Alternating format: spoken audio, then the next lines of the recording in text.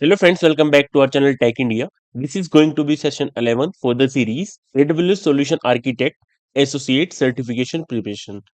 We are going to start this video with our 51st question of this series. A company is developing an application that provides order shipping statistics for retrieval by a REST API. The company wants to extract the shipping statistics, organize the data into an easy to read HTML format, and send the report to several email addresses at the same time every morning. Which combination of steps should a solution architect take to meet these requirements? Choose two. So here are the options, and you need to choose two correct options among these. So take your time to guess the correct one.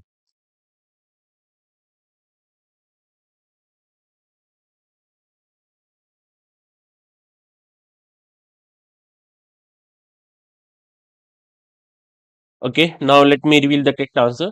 Correct answer here will be option B and option E. Use Amazon Simple Email Service, that is Amazon SES, to format the data and to send the report by email. This is because for email we need SES or SNS, but we want an easy to read HTML format. So SNS is out. SNS can send notification, not the formatted emails. Here we need easy to read HTML. So email will be used and hence SES will be used. So option B is correct. Now option D, create an Amazon event bridge, scheduled event that invokes AWS Lambda function to query the application's API for the data. This one is correct because here you can have a look at the same time every morning. So this requires scheduling, which is only mentioned in option C and D, this one and this one. But AWS Glue does not have native functionality to query REST APIs. So option D will be correct. Scheduling is required. So option A and option E are out already. Now option C and option D are left with us. But AWS Glue, this thing does not have the functionality to query REST API. So option D with Lambda function will be the correct one. Now question number 52. A company want to migrate its own premises application to AWS. The application produces output files that vary in size from 10 of gigabytes to 100 of terabytes. The application data must be stored in a standard file system structure. The company want a solution that scales automatically, is highly available, and requires minimum operational overhead. Which solution meet these requirements? Here are the options. Go through all these options and then try to guess the correct one.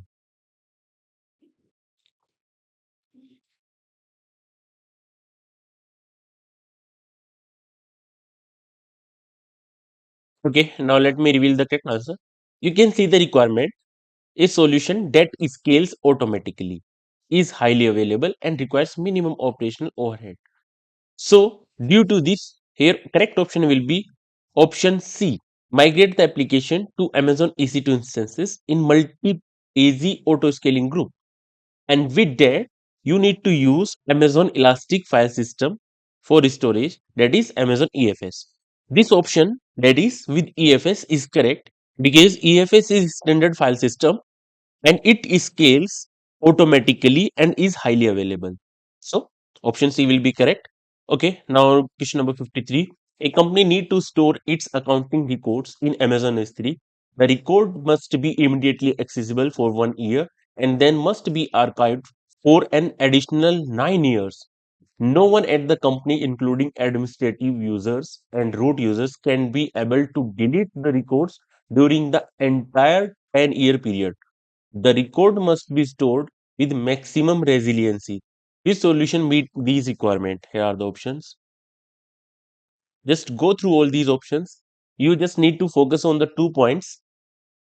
For the 10 years, it should not be deleted by anyone. It should be immediately accessible for 1 year, and for next 9 years, it can be archived. That's it. Now try to guess the correct one.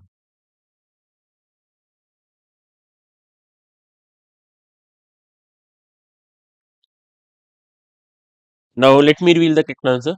Correct answer here will be option C. Use an S3 lifecycle policy to transition the record from S3 standard to S3 Glacier Deep Archive after 1 year. That is clearly obvious because we need it S3 standard for 1 year.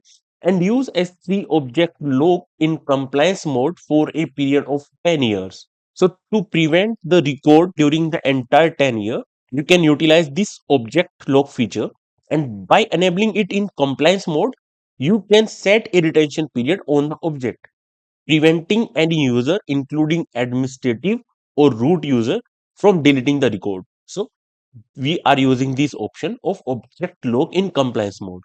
And S3 lifecycle are required to transition from immediate availability to archived form. So option C is correct. Now question number 54.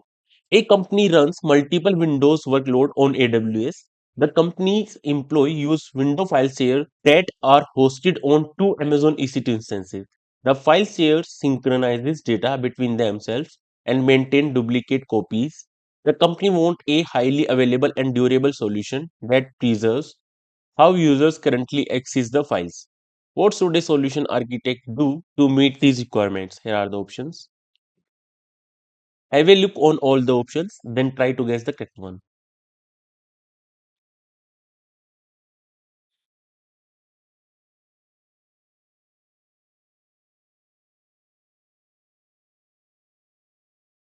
Okay, now let me reveal the correct answer.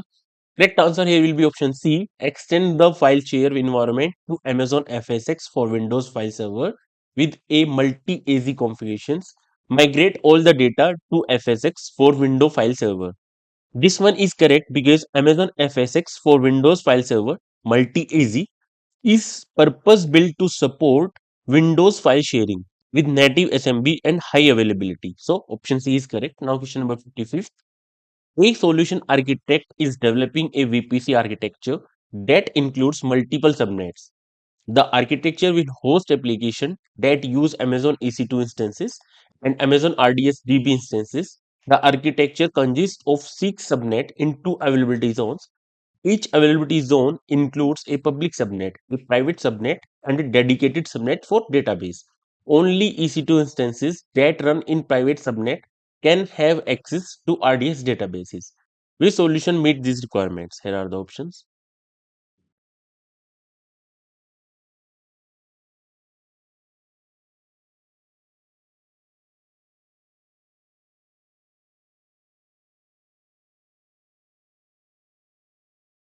Okay, now let me reveal the correct answer. Correct answer here will be option C. Create a security group that allows inbound traffic from the security group that is assigned to instances in the private subnet. Attach the security group to the DB instances. This one is correct because this allows the EC2 instances in the private subnet to have access to the RDS databases, will denying the access to EC2 instances in the public subnet, and that is the requirement of the question. Only EC2 that run in private subnet can have the access to the RDS databases. So option C is correct. So friends, this was all in this video. Thank you for watching this video. Have a great learning and please do subscribe this channel Tech India.